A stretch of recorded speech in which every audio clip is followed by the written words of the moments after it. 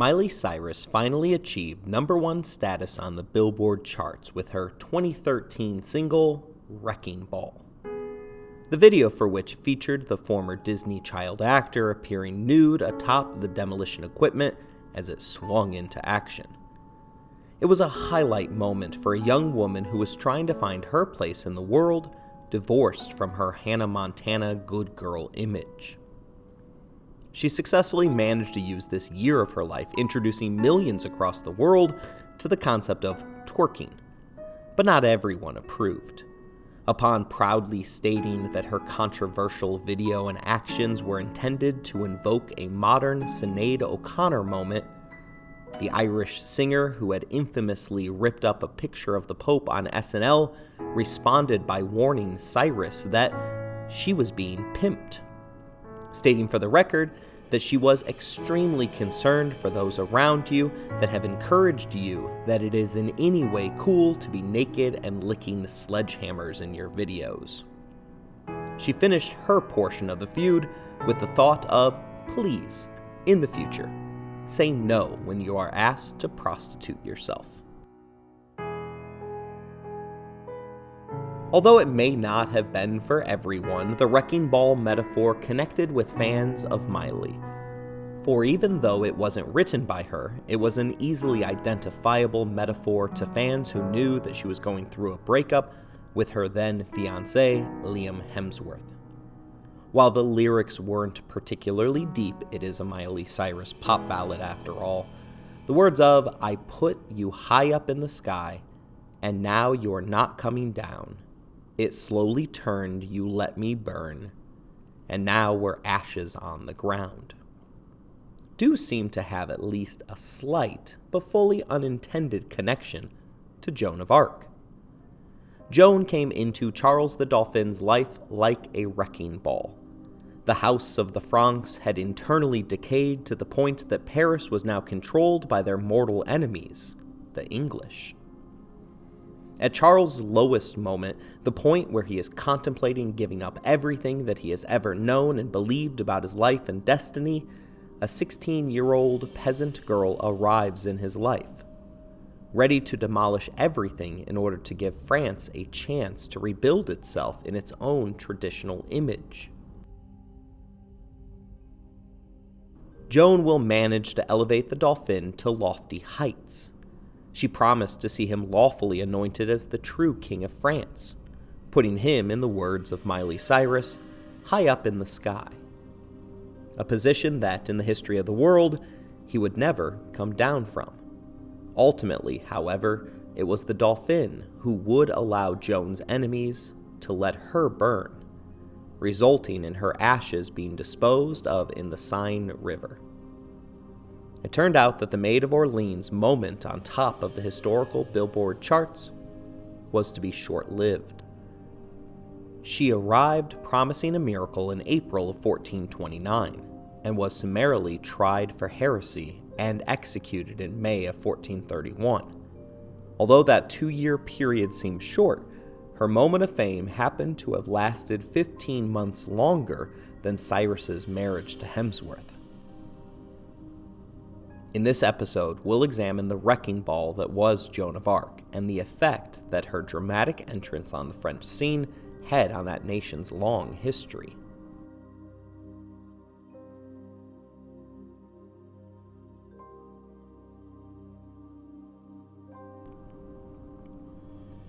You're listening to Empires, Anarchy, and Other Notable Moments, a podcast designed for deep dives that assist in the teaching of history.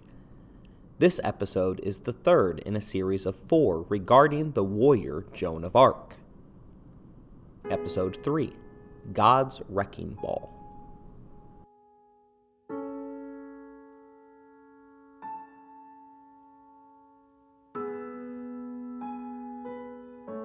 Amazingly, I'm not the only one who sought out some form of connection between the party in the USA hitmaker and the Maid of Orleans. Epic rap battles in history squared the two individuals off in a Season 3 fight. Upon discovery, I have to say that Miley doesn't come off too well, claiming that she is all twerk as well as the hottest thing since Britney, before the satirical version of herself points out that she is getting lifted on that Molly while Joan's getting lifted on a stake. But before we can get to Joan's inglorious and painful end, we have to examine her beginnings, and the events that resulted in a young teenage girl becoming the #1 threat to a country who would soon actively begin its largely successful efforts to take over the world.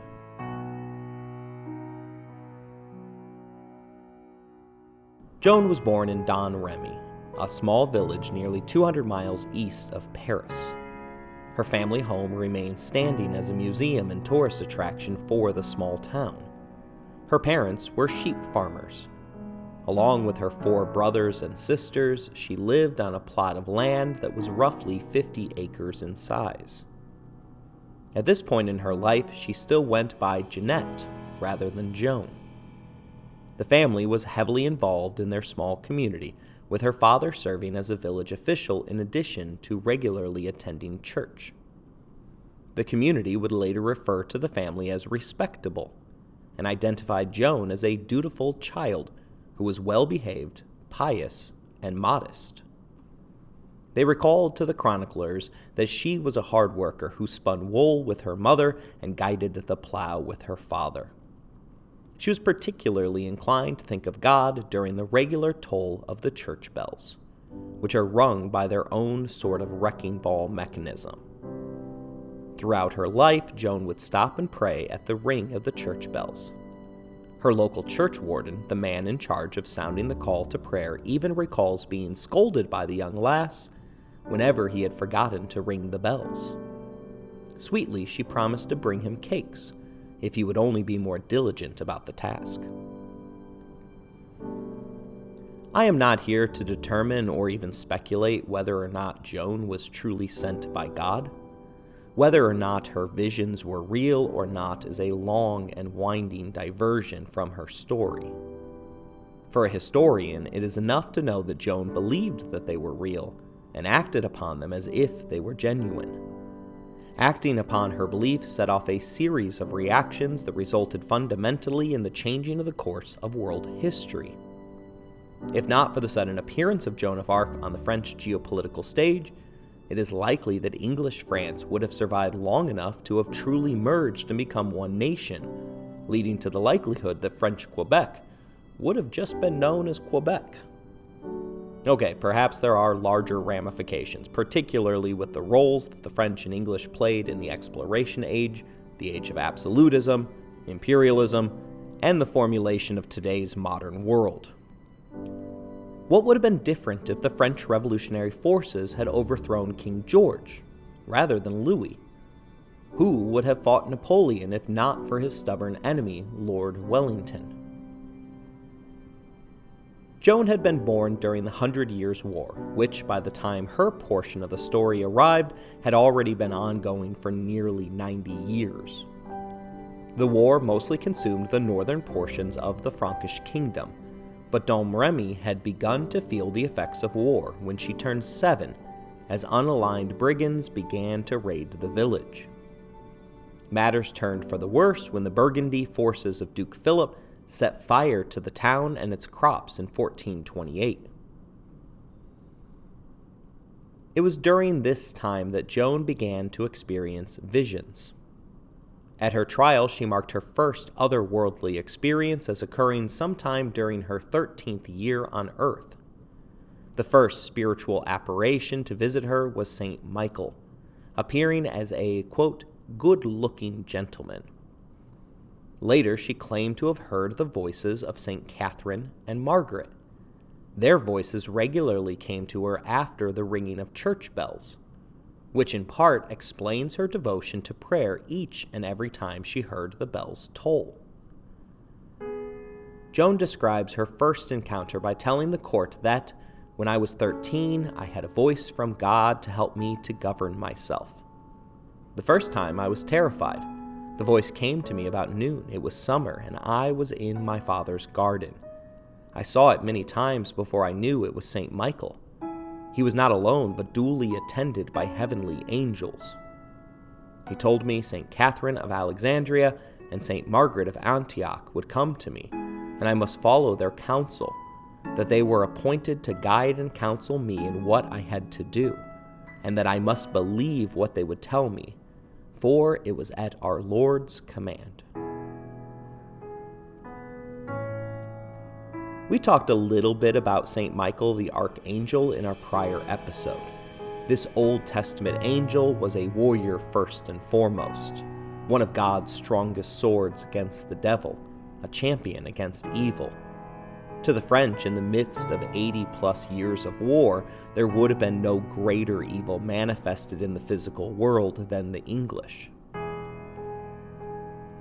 St. Catherine of Alexandria is a more traditional Catholic saint, meaning that she was a human who was deemed by the Church to have achieved multiple miracles in order to claim her otherworldly status.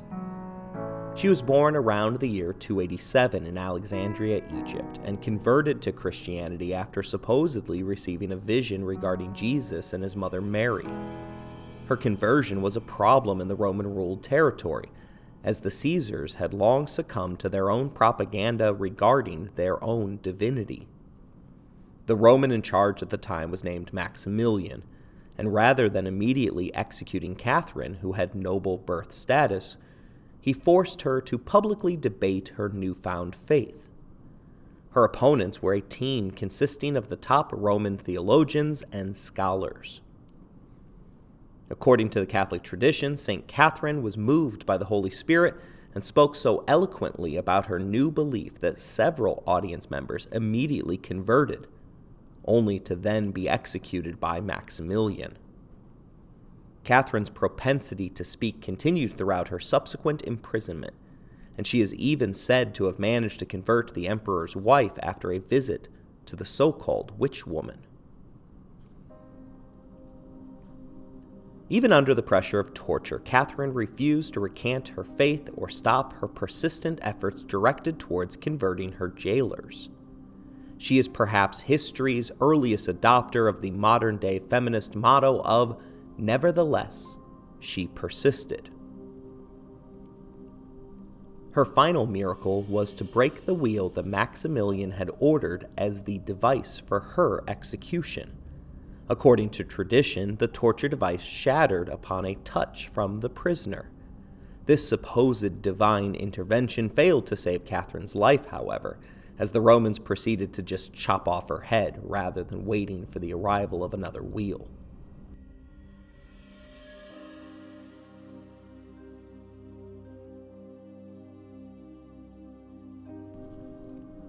Much less is known about Margaret of Antioch. Even the Catholic Church is unable to precisely identify her life's correct time period. Her story is filled with larger-than-life events, much in the same way of St. Michael. Of course, he was the archangel. Margaret was just a virgin woman. She was believed to have been born the daughter of a pagan priest. After her conversion, she was shunned and faced unwanted and inappropriate sexual advances by a government official, before she was eventually imprisoned, tortured, and executed. During her captivity, legends grew from a supposed encounter with the devil in the form of a dragon who had swallowed her whole. Her survival only occurred because of the Christian cross that was on her person at the moment of her digestion. She used the cross to irritate the dragon's throat to such an extent that Satan was forced to spit out Margaret. Today, she remains the patroness of childbirth, which I'm not quite sure whether the fact that she was spit out of the throat of a dragon or that she died a virgin is the more ironic aspect of that part of her job.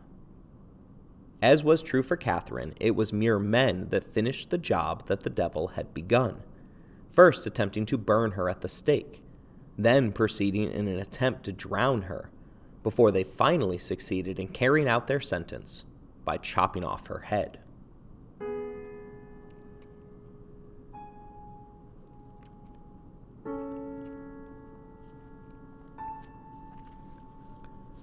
Joan wasn't a scholar or the daughter of religious fanatics, but she was well versed in the faith. Therefore, it is possible that she would have known the names of each of these religious saints. Michael and Margaret's story are both incredibly memorable, mainly due to their inclusion of dragons. Margaret's story was particularly famous, and her exploits were regularly retold during this era. Catherine's story seems to fit well with what happened to Joan at the end, particularly her ability to speak eloquently in her own defense at trial, as well as her stubborn defiance of her enemies. It is important to note that Joan, despite the fact that she was illiterate and young, wasn't stupid by any means. She was just unschooled. The mind of Joan of Arc was a powerful weapon, and one that she herself unfortunately devalued in favor of her sword arm. Rather than accepting the accolades that were heaped upon her, she credited nearly all of her own actions by declaring that she had merely been following the voices that she proclaimed had been sent by God. At first, the voices in her head merely encouraged her to be a good girl, obey her parents, and to attend church. Around 1428, however, the voices, particularly the one attributed to Saint Michael, began to direct her to more specific outcomes. For instance, she claims to have been ordered to go to Robert de Baudricourt of Vaucouleurs, who lived in a town 12 miles to the north of her home. Baudricourt was a garrison commander, and according to Saint Michael, he would be the one to provide her with a military escort to meet the uncrowned Dauphin. Joan, having learned to obey the voices, set off, with just her uncle, who became one of her first disciples, despite the fact that she was just a 16-year-old girl. Upon reaching her destination, she informed Baudricourt matter-of-factly that I have come to you on the part of my lord in order that you may send word to the Dauphin to hold fast and to not cease war against his enemies. Before mid-Lent, the Lord will give him help. In truth, the kingdom belongs not to the Dauphin, but to my lord. But my lord wills that the Dauphin be made king and have the kingdom in command. Notwithstanding his enemies, the Dauphin will be made king, and it is I who will conduct him to the coronation. As would be expected, she was laughed at and told to go home to her mother. Because we have a record of them, Joan's own words can be looked at critically here. While she states that it is to be her task to conduct the Dauphin to his coronation, her initial mission is merely for her to get word to Charles, not to be delivered to him. Likewise, she includes in the message the idea that God will send help before mid-Lent. In this first telling of her own story, she doesn't reveal that she is to be the form of that assistance. Her rejection by Baudricourt was harsh, with the squad leader suggesting to her uncle that he should take her home to be flogged. For Joan, however, returning wasn't an option, and she steadfastly refused to leave Vaucouleurs. Her parents arrived shortly after Joan and beseeched her to return home. There are even some rumors it was Joan's breaking of a marriage promise that had begun her fanciful flight. Those rumors were investigated by both the British and the French, and were found to be lacking in fact.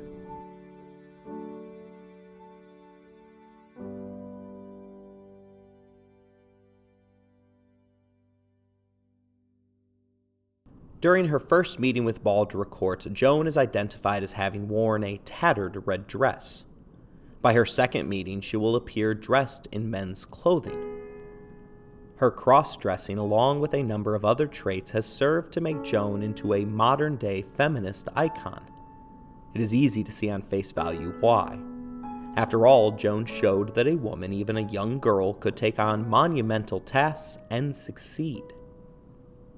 That being a woman wasn't an insurmountable barrier, that females could be on the battlefield, even on the front lines, and that a girl didn't need to dress or do as she was told by the men who governed her life. Still, she remains an odd choice for the feminist movement, her involvement of which goes back to the birth of the modern feminist movement, with America's suffragettes invoking her name while they campaigned for the right to vote at the turn of the 20th century. She was plastered on their banners as the women went to battle against a patriarchal system that had granted African American men the same right to vote 50 years earlier.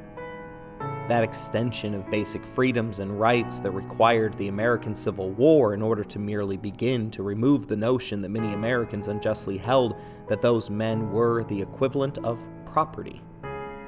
Per the transitive property, which is what I have found to be the closest confirmation of claims from all my childhood math teachers that I will continue to use what they have taught, if many Americans thought that African Americans were property, but had granted them the right to vote in 1850, what truths did they hold self-evident about their wives and daughters in 1919? Those suffragettes were battling to fundamentally change the rights of women forever. Joan was riding off to battle to restore Charles, a male born to the highest levels of privilege, back to a throne that had been his original inheritance. Rather than seeking to destroy it, Joan rode into battle in order to maintain the patriarchy.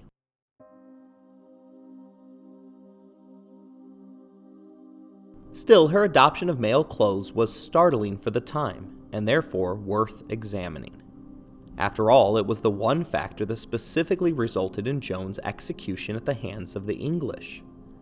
The clearest passage in the Bible regarding clothing and gender roles comes from the Old Testament's book of Deuteronomy, which tells Christians and Jews that the women shall not wear that which pertaineth unto a man, neither shall a man put on a woman's garment, for all that do so are abomination unto the Lord thy God.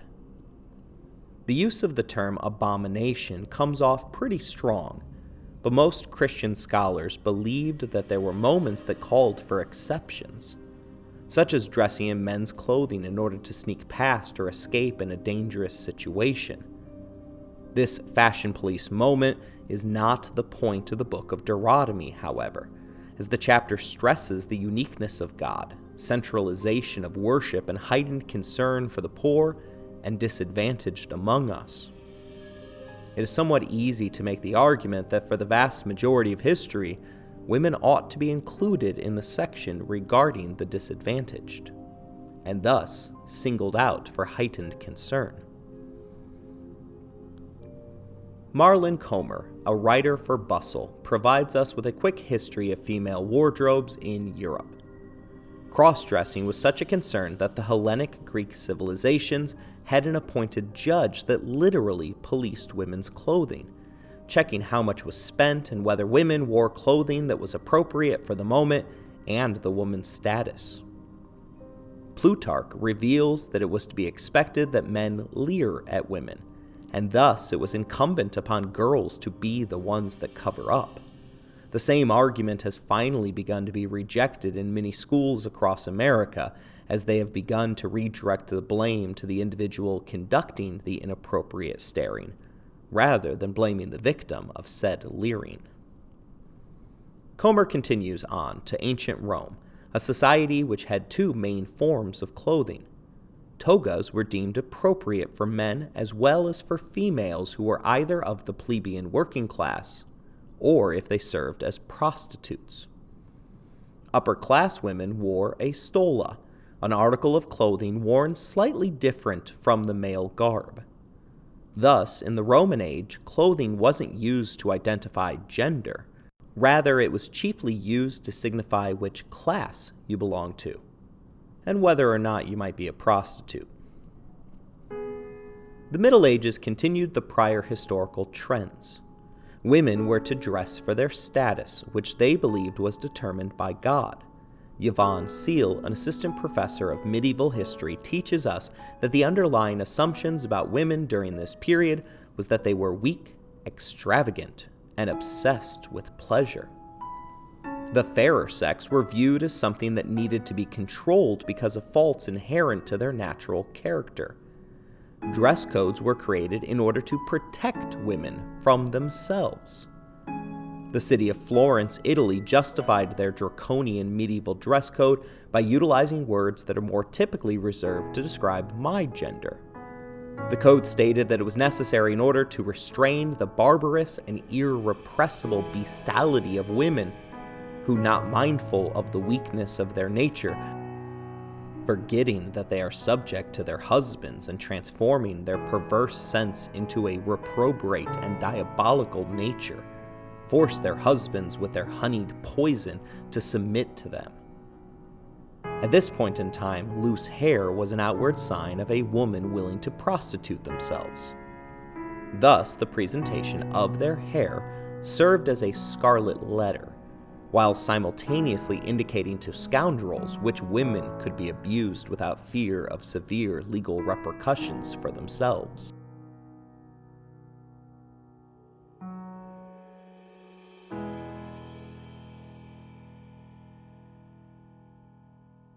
Women began to challenge these rules during the 100 Years' War. Not coincidentally, this was also around the same time that women were finally allowed to learn how to read and write. Nicolessa, Castanelli, Sanuti argued, somewhat unsuccessfully, that since women couldn't hold public office or receive the triumphs and spoils of war, that clothing was one of the only ways for a girl to make a statement about who she was. Thus, she claimed the right for women to dress distinctly, rather than conforming to the rules previously dictated by male legislators. Of course, medieval Christianity was more than okay with forcing conformity upon others. By the 5th and 6th centuries, lines from the New Testament, such as "Women, submit to your husbands as to the Lord," were being interpreted in the most patriarchal ways possible.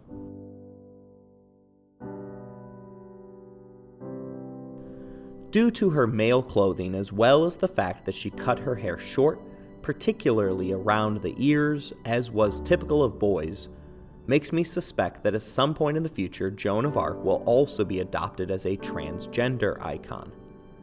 To an extent, this is already happening. Q Spirit, an online resource representing queer spirituality, calls Joan a queer icon, girl power hero, and patron saint of France. And the Gay and Lesbian Review has already asked the question, was Joan of Arc genetically male? The writer of that article believes that Joan had complete androgynon insensitivity syndrome and would have been a likely candidate for gender affirmation surgery. Of course, none of the science regarding transgender individuals existed during Joan's era. But just as we know that there have always been homo and heterosexuals on this planet, surely there have been each of the groups that make up the LGBTQ+ community. Therefore, none of us can rule out such a conclusion. But to be clear, there is zero evidence regarding Joan as a transgender warrior man/lesbian trapped in a girl's body. At the time, they were more concerned about her level of purity, as she was medically inspected at each stop of her journey to confirm that she remained a maid, which served as a medieval euphemism for virgin. At least a dozen times a male doctor or clergyman inspected her privates to ensure that no walls had been broken. Had she failed such a test, she would have been deemed as an unacceptable vessel for God to work through, and her visions would have been immediately viewed as having their origin in hell rather than heaven. She also identified herself as female at each and every stop along her journey. She embraced the title of maid and signed her name with it as though it had always been a part of her. The most logical conclusion to Joan's dress habits were that she wore them for her own protection. After the maid's third approach, Baldricourt relented and instructed 6 men to escort her to the Dauphin. There are varying theories for the man's change of heart. First is the notion that he simply grew so annoyed by her that he wanted to see her off. Second is the possibility that he converted to the cult of Joan. Stories had begun to traverse the town regarding individuals who had magically recovered from illness after she had prayed for them. Additionally, she had managed to successfully predict a shocking reversal of fortune at the Battle of Rovay. When reports came in 2 days after she had publicly proclaimed her vision, Baldricourt may have determined that it could only be through divine inspiration that had allowed her to know the result so quickly. The third theory is that the French were in such a dire predicament that Baldricourt was under the assumption that they had nothing left to lose, and therefore decided to roll the dice on a miracle.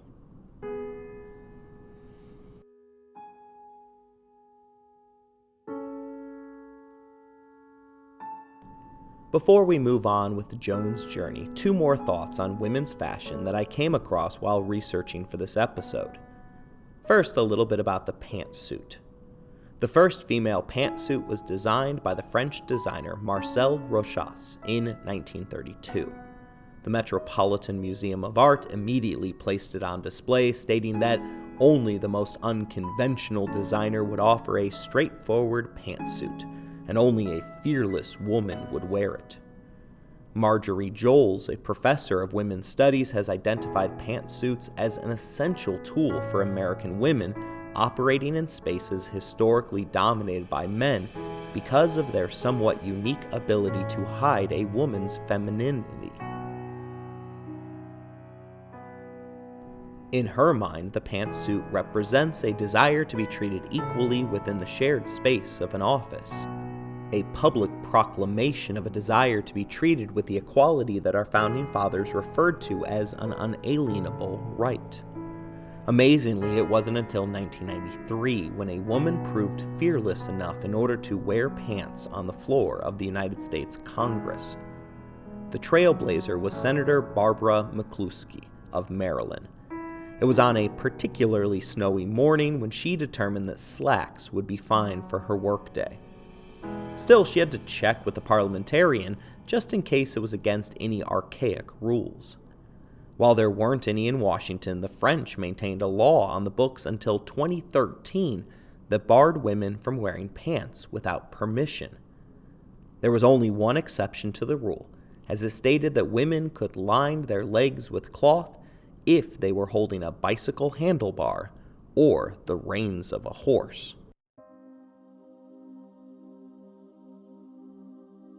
The second area of fashion that I got bogged down in involved the subject of pockets. Specifically, the fact that women's pockets are scientifically smaller than the pockets of their male counterparts. Pockets fell out of favor in female clothing in the 1800s as dresses began to slim down in order to show more of a woman's figure. The fact that men controlled all of the purse strings meant that they required pockets to hold money. Designers believed that women could do without because they were still viewed as incapable of restraining themselves from making unnecessary purchases. Thus, the lack of pockets kept men in control of the pocketbook, while simultaneously making it easier for men to leer inappropriately at their now exposed figures. The World Wars placed women in trousers with appropriately sized pockets in order to allow them to do the factory work that was essential for the West to win, but quickly slimmed down female fashion after the war by once again removing pockets altogether. Designer Christian Dior even proclaimed that men's pockets were for keeping things in. Women's pockets were merely there for decoration, not purpose. Today, our smartphones represent computing power that far exceeds the supercomputers of the 1970s, which means that those smaller, fake pockets continue to hold back women by limiting their access to technology, something that is essential to climbing the corporate ladder.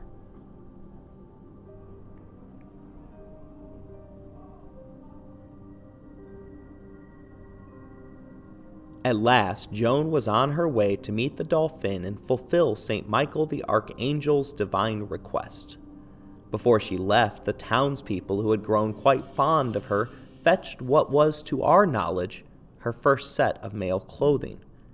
Rather than a desire to become a proto-feminist or to embrace some repressed or unknown gender-bending internal secret, the reason for her change in wardrobe was likely her personal security, as this slender young lady was about to embark on a 330-mile journey surrounded by 6 grown male soldiers that she hardly knew. During the time of feudalism, peasants never traveled outside of their towns, let alone across the country. Add to these facts that France was embroiled in a war, which meant that entire swaths of the country remained lawless. The worn red dress would offer the maid little protection, whereas the men's clothing of the era offered multiple layers and ties that could slow down an assault long enough for help to arrive. From a distance, particularly with her haircut, she likely would be mistaken for a boy. 6 soldiers and a young boy traveling wouldn't attract much unwanted attention, but 6 soldiers escorting a woman could be a sign of extreme wealth.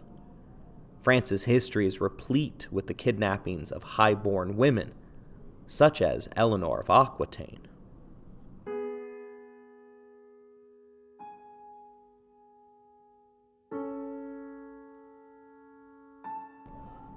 Joan successfully reached her destination without suffering from any harm, from outsiders or from those charged with her protection.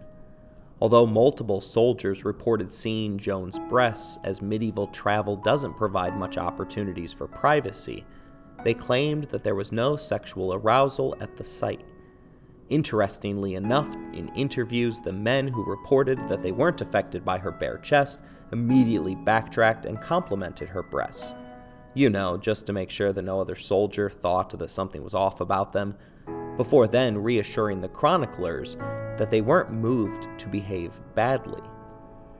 Such testimonials again served to reinforce the spiritual aspect of Joan, a young woman who was able to travel safely among strange men who likely had committed foul acts prior to their interactions with her.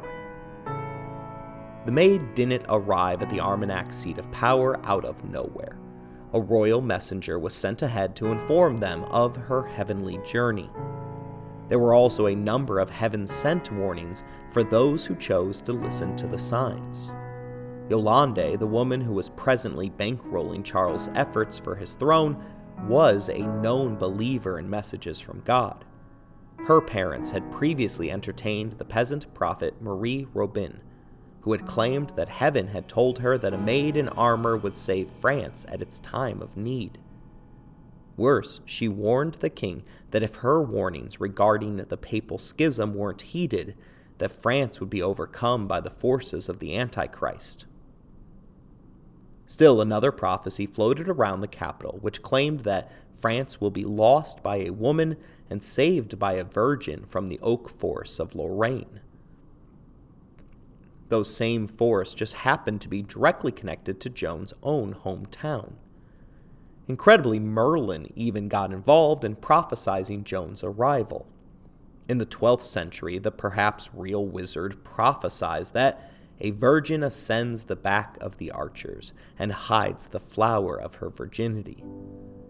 Thus, Charles's court in Chinon was already primed for Joan's arrival, and as we discussed in the prior episode, the Armagnacs had just lost another major battle, and Charles was firmly beginning to contemplate giving up on his cause.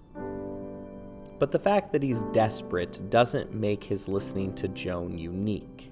After all, there are plenty of desperate men who don't do stupid things, such as handing their army over to an untrained girl who claims to hear voices sent from above. The Dauphin's advisors encouraged their lord to put Joan to a series of tests in order to determine whether she was what she claimed to be.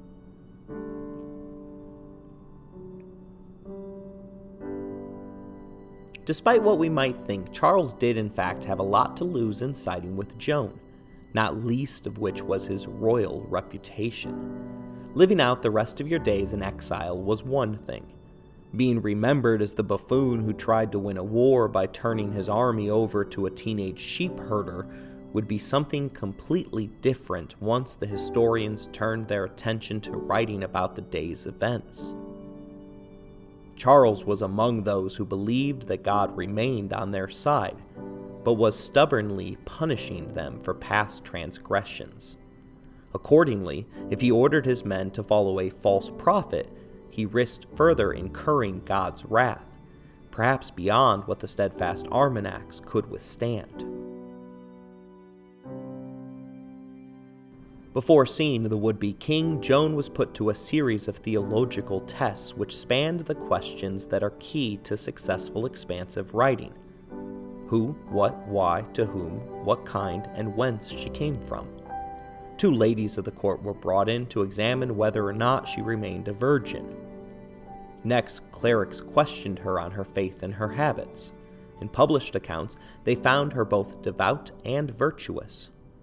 She responded plainly to the questions regarding why she had come to Shannon, telling them all about the visions as well as her mission to lead the Dauphin's troops into battle, lift the siege of Orleans, and to escort Charles to Reims so that he could be properly anointed as king. The scholars were looking for a sign that she was indeed sent from God. They failed to find one. But they also failed to find any reason that would rule out the possibility that she was heaven sent.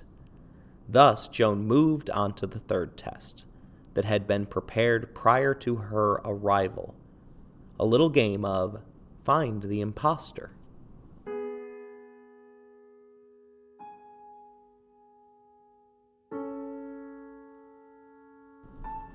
In today's world, we can all picture what the major world leaders look like, particularly the man or woman in charge of our own country. But prior to the internet and cable television, heck, this is prior to the invention of the printing press, fuzzy descriptions of our leaders which emphasized feelings such as awe-inspiring or impressive were the best that could be expected. Joan was directed to speak to the Count of Clermont, who was mischievously seated upon the Dauphin's prestigious throne. She politely declined to speak with him, as he was not the true Dauphin. The court complimented her on the discovery of their subterfuge and then presented her to the quote-unquote real Dauphin, who happened to be stationed among the royal esquires. Joan again failed to fall for the ruse.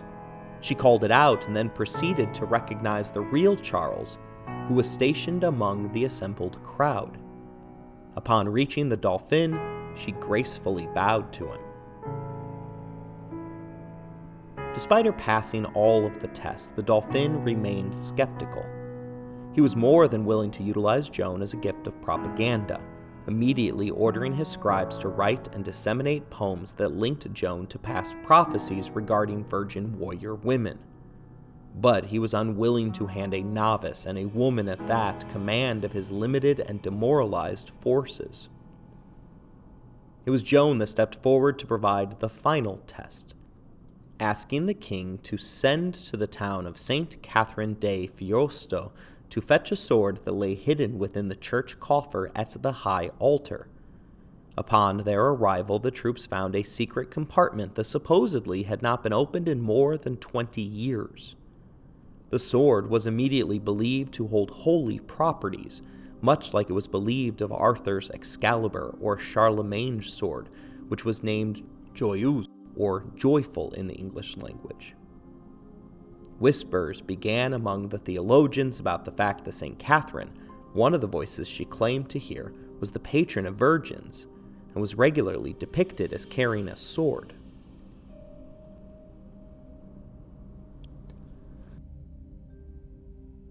This was finally enough to convince Charles, or to at least convince him that he had nothing left to lose. He commissioned a fine suit of armor for the slender girl, gifted her a white horse, which was a part of a number of the prophecies, designed a banner for her, and assigned to her a squire, 2 pages, and a personal chaplain who would see to the maid's religious needs. From this point forward, Joan's male garments would have been necessitated by her task.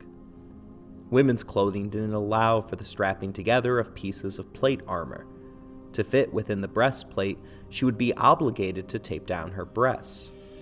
Her short hair would allow her head to fit within the helmet. After all, anything flowing outward could be yanked on and result in death on the battlefield. Still, the armor had a feminine feel, as it was specifically designed to single Joan out and emphasize her figure as a woman.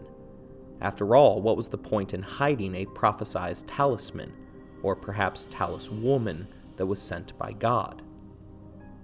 Joan no longer dressed like a man to hide, but rather to fit into her new role, much like the purpose of a pantsuit in today's society.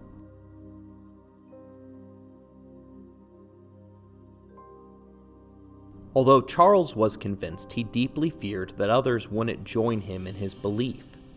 Thus, he brought in Jean Charlier de Gerson, the Chancellor of the University of Paris, to interrogate Joan's divine visions from a scholarly perspective. Gerson thoughtfully regarded the evidence and presented 6 arguments in favor of Joan's claims and 6 against. In the scholar's mind, this would allow the greatest minds in France to determine the truth for themselves. His arguments were sent to each stronghold within Armagnac territory on the same day that a letter dictated by the Maid was sent to all corners of English France, ordering all Englishmen to abandon the French mainland or face death at her hands. While word of her arrival was being sent to every corner of the kingdom, Joan rode off in order to fulfill her first promise, the liberation of the siege of Orleans.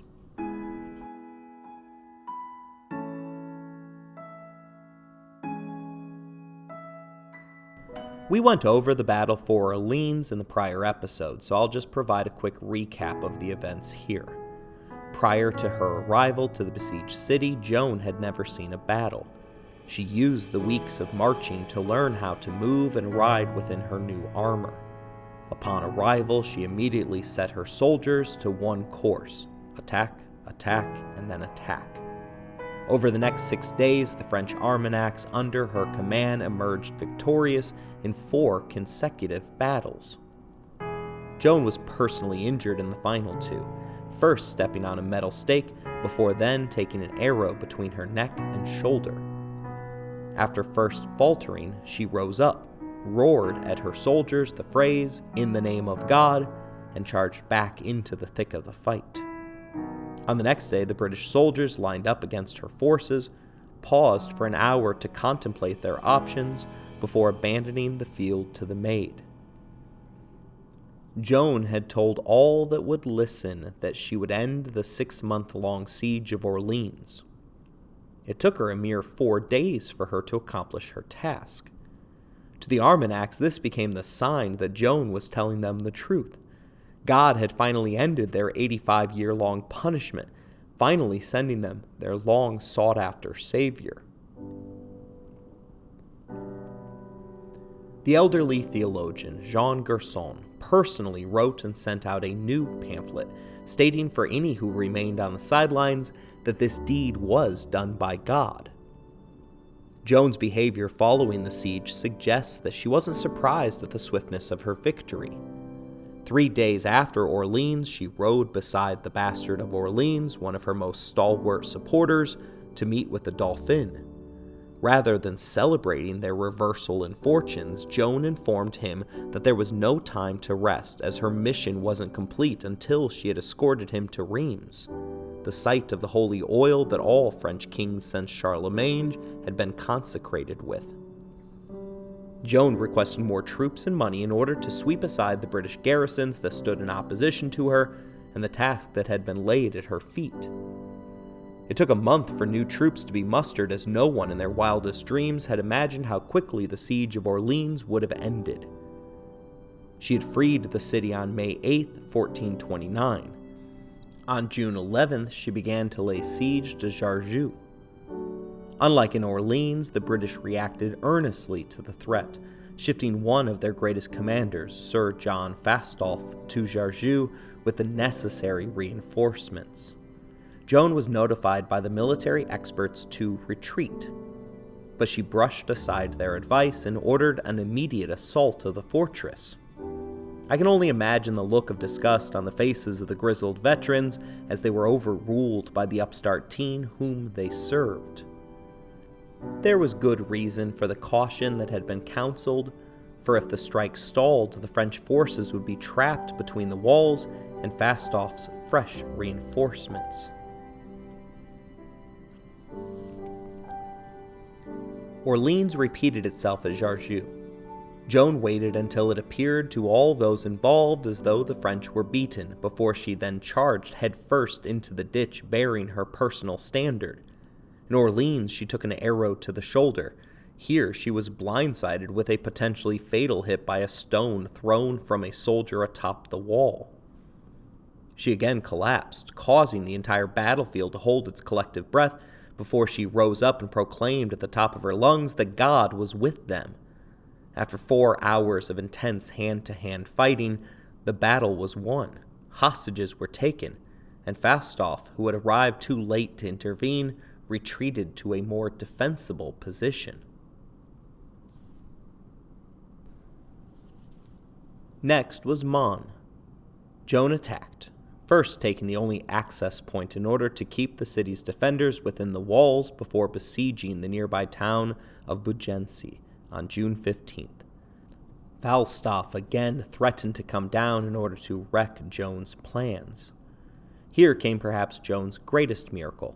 The Count of Richemont, the man who was technically in charge of Charles's armies, but had over the course of his 2-year appointment never fought anyone from the English-French side, got off his arse and marched 1,000 fresh troops to aid Joan. There is no divine intervention at work here. Rather, Richemont witnessed someone who wasn't him obtaining intense amounts of fame and needed to get in on the action before his star waned in the Maid's accumulated glory. Count Richemont arrived at the siege accompanied by his official biographer, who traveled around with his sire in the same way that Monty Python's Sir Robin's minstrels hovered around him in order to spread the word of his glory. According to that biographer, Joan knelt at the Count's feet in homage. Richemont ordered her to rise, proclaiming that, "If you are from God, I fear you not at all, because God knows well my good intentions. If you are from the devil, I fear you even less." Historian Helen Castor believes that the meeting was slightly less in his favor. She tells us that Joan forced the man to publicly take a solemn oath to her that he would serve the king faithfully, before then allowing him to fight alongside her forces. The British tactician Falstaff balked at the sight of Richemont's extra 1,000 men, and subsequently withdrew his forces. The town of Beaugency surrendered without a fight on June 18th. The English could see the path that Joan was carving. There was no subterfuge with Joan, merely a divine carving up of a direct path to Reims. The city of Patay was next in line, and Falstaff prepared an ambush for the suddenly potent French army. Castor explains that Falstaff took up a defensive formation with several hundred archers holding a forward position, a narrow pass between two woods, to protect the main body of the army behind them. The familiar but formidable plan was that a storm of English arrows would take the Armagnacs by surprise. The troops were almost in place when suddenly a stag erupted out of the woods and plunged into the English ranks, precipitating a great shout of confusion and fear just as the moment when advance riders from the French forces were approaching within earshot. The animal had given away the English position before the archers had finished planting their sharpened stakes in the ground. With a roar, the Maid's soldiers charged into their position, sharpened steel meeting flesh and bone. In the end, Falstaff turned his horse and fled.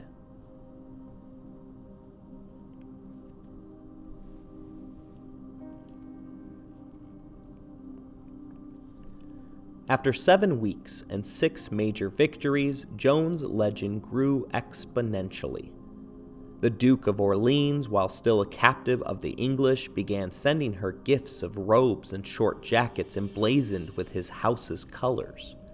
Charles elevated her family to nobility, an exceptionally rare act.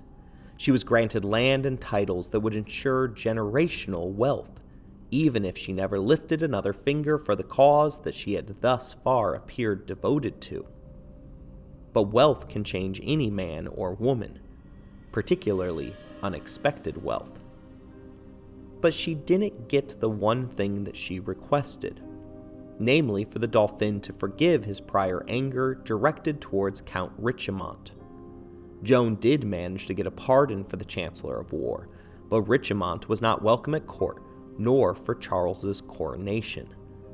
This prodigal son wasn't yet to be welcomed home by his lord. Reims was within sight, and the king successfully crossed into enemy territory for the first time in 8 years. If this story were a video game, it was apparent that Joan was now marching on the game's final big bad.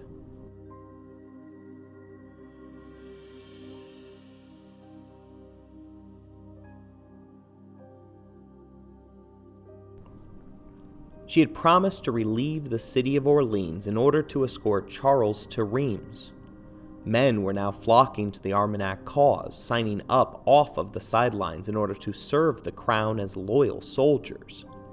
This occurred despite the fact that Joan ran the tightest of tight ships. She outlawed all prostitution/camp followers unless the soldiers agreed to marry their lovers. There was to be no pillaging or assaults on the region's inhabitants. Her armies even paid fairly for all of the resources that they consumed. It is possible that this is merely propaganda hidden within the first-hand accounts, but all of the contemporary sources agree that the men abided, accepting the fact that they were on a holy mission, rather than one that had been ordered by mere men. The king's court set off for Reims on June 29th, sending letters to the towns along the way that all would be forgiven if they chose to now return to the fold of the true France, his Armagnac France. On July 5th, they arrived at Troyes, disappointed to find out that the men and women of the city had already grown accustomed to their British overlords. The city's gates remained barred to Joan and Charles. But the citizens of Troyes were willing to talk.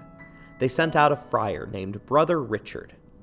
For 10 days in April, Richard had preached warnings about the coming of the Antichrist.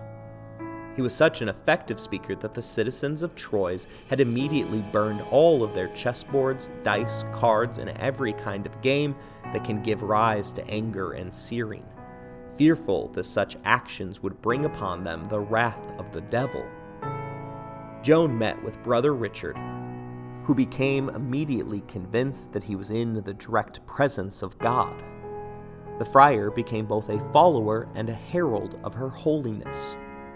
Despite this, the garrison of Troyes remained stubborn and wouldn't open the doors. But the people had other ideas. They believed in Brother Richard, who in turn believed in Joan the Maid. Their hearts told them to trust their instincts regarding their friar. The people also listened to their stomach, which informed them that they were quite hungry, as well as their noses, which clearly identified that the Armagnacs had far fresher food than what remained in their city's dwindling stores. The commanders in the Armagnac army, Joan, despite her recent promotion into the aristocracy, remained stubbornly a captain within the armed forces, urged caution and retreat. Joan chastised them for not immediately attacking, which was her main move. She claimed that the voices from God had clearly stated that within 2 days of fighting, she could take the city. Still, the commanders hesitated. 4 days into the siege, rather than the 2 that Joan had foreseen, the people of Troyes broke the guards' resistance and surrendered the city without a fight.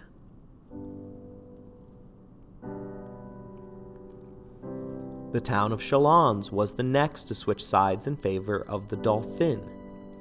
After flipping, the town's leaders personally wrote to Reims, who responded by immediately sending out a delegation, which formally offered the city to Charles. The next day, the prince, whose birthright had been usurped, triumphantly entered the cathedral of Reims in order to be anointed with the holy ampulla. They didn't yet have the sword or crown, choosing to make do with a new temporary crown. But Charles knelt a dauphin and arose as the rightfully anointed king of France. something that Henry, the 6-year-old King of England France, had never bothered with, despite the fact that he had successfully held the land, sacred oil, sword, and crown. Despite her own celebrity far eclipsing Charles's own, Joan knelt at the king's feet, loudly proclaiming for all to hear, "Noble king, God's will is done," before she then succumbed to tears of joy.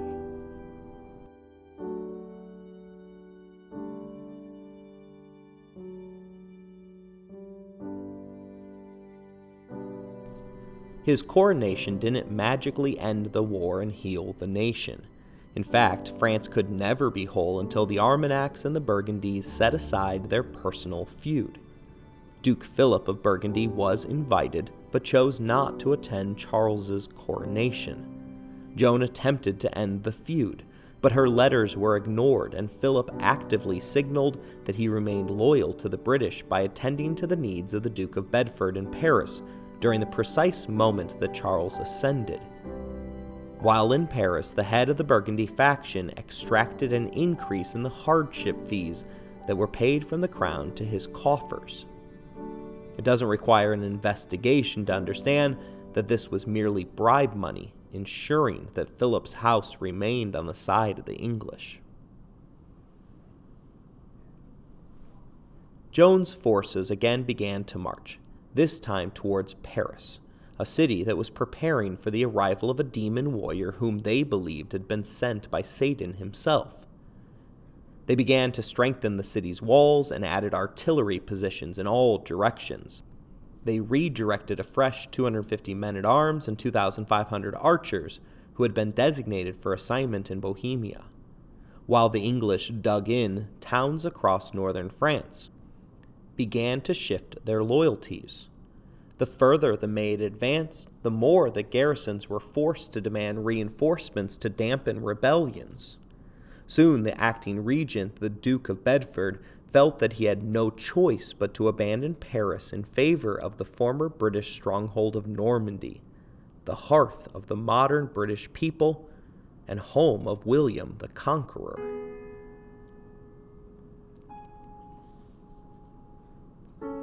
Then came one of the most stunning moments of the 100 Years' War. Charles and Philip agreed to a temporary truce. The two families whose personal feud had broken France to such a point that the British were able to worm their way into the heart of the country finally agreed to set aside their differences, namely that each house had organized the assassinations of the heads of their famed houses. On August 23rd, Joan's forces arrived in Saint Denis in order to collect the traditional crown and sword of the French monarchs. Paris was a mere 4 miles away, and Joan demanded predictably that the united French army attack with the utmost haste. But the organized defenses of Paris were described as monumental, and on a scale that was far beyond anything that she had faced before.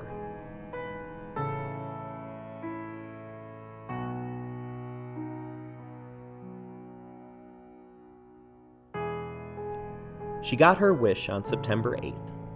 The conquest of Paris began with Joan the Maid performing her greatest hits, as she risked her life by pushing into the ditch in order to urge her men to fight in the name of Jesus. Her figure, gleaming armor, and personal standard ensured that she was immediately targeted by arrows and stones from the superior vantage of the defenders on the city walls. Her recklessness in prior assaults had seen her rewarded with a spike through her foot, a stone thrown against her head, and an arrow that jutted out of her collarbone. During this outing, she added a crossbow bolt in her thigh to expand her growing list of wounds. This time, the wound was not worth the results, as the superior defenses of Paris held. For the first time in her illustrious year-long military initiation, Joan had to be dragged from the ditch and carried to safety along with her forces as they retreated. This was the first time that an oppositional force had managed to make it through the night against the Maid of Orleans. Castor explains eloquently what happened next, stating that the Maid had had her chance, but Paris had not fallen, and the imminent arrival in the capital of the Duke of Bedford's troops made it all the more certain that it was time to take stock, to pursue the peace with Burgundy that would unite France against the English invaders, a truce that had been agreed with the Burgundies to last until Christmas, and in a time of truce, as Charles explained in a letter to the people of Reims a few days later, the king could not keep an undeployed army in the field without risking the total destruction of the countryside across which they ranged. Privately, too, he knew that his cash-strapped regime did not yet have the money to pursue a full-scale campaign against the English in Normandy. He would therefore return to the Loire, leaving the Count of Clermont to hold the lands north of the Seine and prepare himself and his forces for the new year to come. In other words, after just one setback, the newly crowned King Charles was abandoning all of the land that Joan had fought and bled for. Castor describes her as distraught, a woman who felt betrayed. It now became clear that Charles' previous showering her with aristocratic titles was as much to sidetrack her as they were to honor her. The new king was content, despite the fact that Joan hadn't yet fully accomplished her God-given mission.